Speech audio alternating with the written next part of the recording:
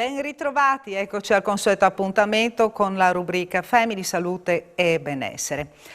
E come vi avevamo già annunciato nella puntata precedente, oggi è nostro gradito ospite ancora il dottor Pierpaolo Pilinini, che è direttore della struttura operativa complessa di medicina d'urgenza e pronto soccorso dell'ospedale civile di Tolmezzo. L'abbiamo in collegamento via Skype, buongiorno, buongiorno, grazie per essere ancora con noi. Nella puntata precedente abbiamo parlato delle problematiche legate al pronto soccorso e soprattutto al fatto che le persone abbiano bisogno proprio di ricorrere al pronto soccorso perché lo ritengono un punto di riferimento essenziale. Sul territorio andrebbe ricucito tutto un sistema nel dopo pandemia, ci vorrà un po' di tempo per mettere un'altra volta in piedi tutto questo sistema che dia certezze, maggiori certezze ai cittadini. Mi corregga se sbaglio, dottor Pilinini, buongiorno. No, buongiorno Isabella. Grazie ancora per l'invito. Sì, quello che dice è corretto, corrisponde a verità. Ci vorranno degli anni per ricucire un pochino gli strappi che in questo momento noi osserviamo su una gestione specialmente del territorio insolvente a quelli che sono i bisogni della popolazione. E ovviamente la popolazione che deve trovare risposte, come si diceva, trova canali selezionati, quale appunto quello del pronto soccorso, ovviamente utilizzato in maniera impropria in molti casi, ma è anche vero che i bisogni della popolazione, specialmente in questa fase dopo 2 anni e mezzo di pandemia, stanno, come dire, si stanno emergendo in maniera impattante, perché specie sulle cronicità c'è stato un ritardo gestionale, una incapacità, una impropriatezza gestionale, e quindi le cronicità non adeguatamente gestite, non ovviamente legate al Covid, ma direttamente al Covid, ma le altre problematiche patologiche in questo momento stanno impattando e stressando fortemente le strutture ospedaliere, perché si sono acuiti, sono stati gestiti in maniera non adeguata in questi 2 anni, e chiaramente l'accumulo porta a uno stress del sistema. E beh certo, perché sotto pandemia chiaramente tutto rallentato, no? Si guardava soprattutto alle urgenze, è tutto rallentato anche perché le persone avevano paura, no? di approcciarsi, di arrivare alle strutture, poi anche alle strutture ospedaliere, poi anche all'interno degli ospedali chiaramente tutto per forza di cose più rallentato, perché si devono seguire canoni, stare attenti a questo piuttosto che a quello, quindi c'è tutto un insieme di fattori, no? Di fattori, Sì. E adesso recuperare il tempo perduto è un po' difficile, no? Sì, è difficile e quantomeno inquietante come prospettiva, perché credo ci attendono anni molto difficili che trasformeranno, già adesso sta avvenendo, ecco, quello che è un po' il sistema gestionale sanitario, che è stato un vanto, un virtuosismo di questa regione, e adesso invece abbiamo perso molto di quello che invece era una realtà fino a qualche anno fa. Non voglio adesso andare a individuare dei colpevoli o delle colpe, ma è indubbio che la responsabilità sta su più fronti, ed è una responsabilità che è bene appunto analizzare, anche per evitare di ricadere su errori purtroppo ormai già strutturati, che stanno impattando negativamente, questo sì.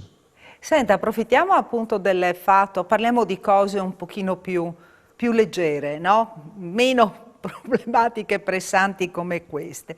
Io ricordo che quando lei partecipava alla nostra trasmissione, prima del Covid, aveva il suo bel da fare a elargire suggerimenti su comportamenti da seguire, corretti comportamenti da seguire quando si va in montagna, per evitare proprio di arrivare al pronto soccorso. Spostiamoci un po' sul lato turisti, visto che dopo la pandemia c'è stato anche un incremento di presenze anche sulle nostre montagne, mi pare di capire anche un incremento di incidenti, no? In montagna, proprio Sì. tante volte anche per imperizia. Ma chi conosce la montagna, come lei, è giusto che elargisca, no? Qualche consiglio utile per per evitare di arrivare lì da lei. Allora, giusto per dare degli indicatori numerici, l'attività del pronto soccorso che dirigo gestisce per il 25% tematiche legate ai traumi. Quindi parliamo di circa 25.000 accessi, faccia i conti, sono circa 6.000 pazienti che si approcciano, vengono portati in pronto soccorso in relazione a patologie traumatiche. Gran parte di questo noi lo osserviamo specialmente in fase estiva e invernale perché è legata a determinate attività ludiche, sportive, attività fisiche in generale. Devo dire che quello che ho osservato quest'anno è quasi, come dire, esponenzialmente smascherato quella che era un desiderio della gente di trovare un attimino una libertà persa negli anni precedenti legati appunto alla pandemia. C'è probabilmente una certa atmosfera, io oserei dire, di inconsapevolezza molto spesso nell'affrontare determinate attività. Noi osserviamo traumi per esempio legati alle cadute in montagna oppure anche le attività legate al cicloturismo. Le nostre montagne sono percorse quotidianamente da centinaia, per non dire migliaia di ciclisti che affrontano, adesso grazie anche alle biciclette assistite, i percorsi, e ovviamente lì sta un po' in quello che è un po' il buon senso, ecco, delle azioni. Mi trovo molto spesso, senza avere dei pregiudizi, ma persone che fino a qualche anno fa non avrebbero fatto questo tipo di attività, ma secondo me anche un po' inconsapevoli nell'affrontare attività che possono esporre dei rischi. Voglio dire, gran parte della nostra popolazione anziana è anticoagulata, quindi utilizza dei farmaci che servono a mantenere fluido il sangue. È chiaro che una caduta implementa quelli che sono i rischi legati al rischio emorragico, no? A fronte appunto di una... E noi lo vediamo quotidianamente, persone che cadono, si fanno male, ma sono persone non sane, sono persone pluripatologiche che affrontano, perché probabilmente la tecnologia lo permette, affrontano, ecco, anche questi rischi. L'altro aspetto è legato alla montagna, per quanto concerne ad esempio le passeggiate in montagna. E anche lì, come giustamente diceva lei Isabella, molto spesso queste persone affrontano non so, le passeggiate, le escursioni in maniera non appropriata per quanto riguarda uno l'allenamento, due l'abbigliamento, tre quella che è anche una previsione meteorologica.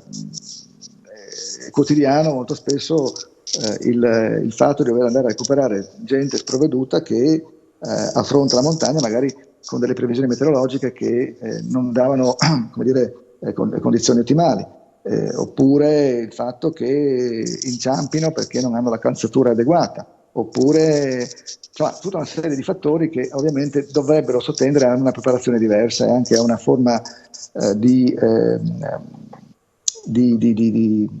consapevolezza un pochino più matura, ecco, se mi concesso il termine. È che adesso si deve andare per forza di cose, perché chiaramente dopo il lockdown e dopo tutti questi periodi, questo periodo di incertezza legato alla pandemia, uno ha voglia di stare all'aria aperta, ha voglia di libertà, e la montagna è uno dei posti più ambiti, anche perché in montagna si possono mantenere le distanze più facilmente che al mare, no? Magari.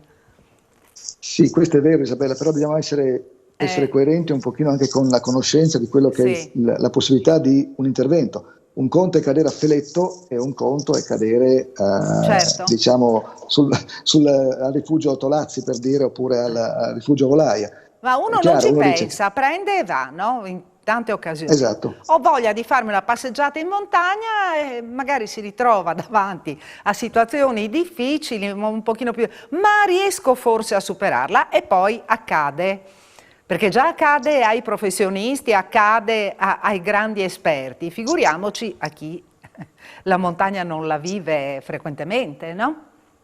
Certo, certo. Poi c'è tutto anche l'aspetto clinico, per esempio, legato alle intossicazioni, perché no, siamo abbastanza ormai esperti in quelle che sono intossicazioni, per esempio, nell'assunzione o di funghi, oppure di erbe o di piante velenose.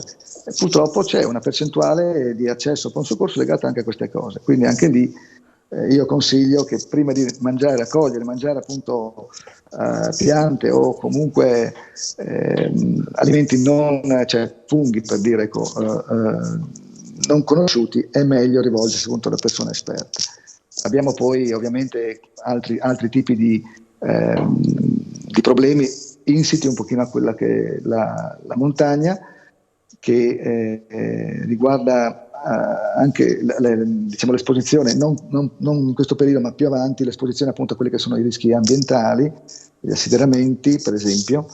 Abbiamo avuto anche qualche folgorato per quanto concerne la possibilità di rischio appunto di fulmini in montagna, anche lì. Poi ci sono ovviamente tutte le tematiche legate agli infortuni dei professionisti, alpinisti e quant'altro, ma insomma questo rientra un po' nei numeri abituali. E più che altro il problema si lega prevalentemente alla massa critica di persone non esperte che si approcciano alla libertà della montagna in maniera troppo spensierata. Ecco, quindi consiglio, attenzione a chi frequenta la montagna, a chi non è esperto, grande attenzione. Non solo Sì, all'abbigliamento, attenzione al tempo, al percorso, insomma, studiare bene la situazione prima di partire. Questo ma è il anche alle consiglio proprie principale. capacità, questo è ovvio. Sì. Uno dei grossi problemi che quest'anno abbiamo avuto, per esempio, sono le cosiddette sindromi da disidratazione.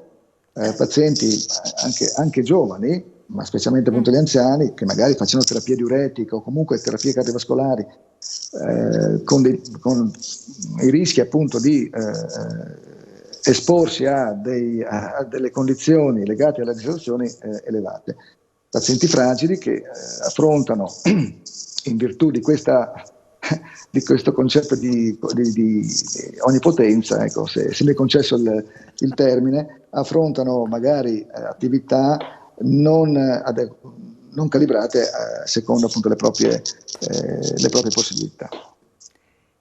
Dottor Pilinini, siamo arrivati al termine anche di questa puntata di Salute e Benessere. Non posso fare altro che ringraziarla anche proprio per aver fatto questa chiacchierata, soprattutto su quello che è il quadro della situazione adesso per quanto riguarda i turisti. Quindi magari sentendo le sue parole fanno un pensierino quando arrivano in montagna, un pensierino in più.